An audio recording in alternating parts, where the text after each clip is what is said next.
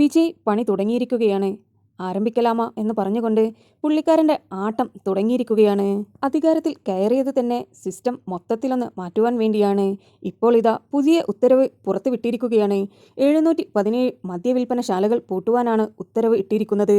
നമ്മൾ ഈ മൂവിയിലെല്ലാം കാണുന്നത് പോലെ ഒരു ചീഫ് മിനിസ്റ്റർ ആയതിനു ശേഷം പൊതുജനങ്ങൾക്ക് വേണ്ടി ചെയ്യുന്ന ആദ്യത്തെ കാര്യങ്ങളില്ലേ, അതൊക്കെയാണ് പുള്ളിക്കാരൻ ഇപ്പോൾ ചെയ്തുകൊണ്ടിരിക്കുന്നത്. സത്യം പറഞ്ഞാൽ വിജയിയുടെ ഈ കാര്യങ്ങളെല്ലാം കാണുമ്പോൾ ഒരു സിനിമ കാണുന്നത് പോലെയുണ്ട്.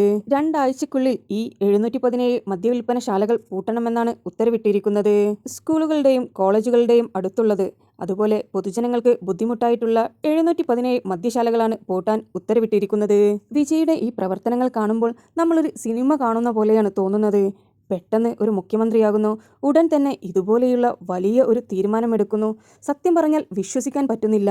നമ്മളെല്ലാവരും ആഗ്രഹിച്ച ഒരു ചീഫ് മിനിസ്റ്റർ ഇങ്ങനെയാകണമെന്നല്ലേ. വിജയുടെ ആട്ടം എന്തായാലും തുടങ്ങിയിരിക്കുകയാണ്.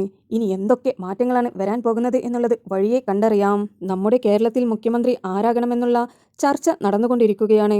ആര് അധികാരത്തിൽ വന്നു കഴിഞ്ഞാലും പൊതുജനങ്ങൾക്ക് വേണ്ടി പ്രവർത്തിക്കുന്ന ഒരു നല്ലൊരു അധികാരി, പൊതുജനങ്ങളുടെ മനസ്സറിഞ്ഞ് പ്രവർത്തിക്കുന്ന ഒരു നല്ല മനുഷ്യനായിരിക്കട്ടെ എന്ന് മാത്രം ഞാൻ പ്രാർത്ഥിക്കുന്നു.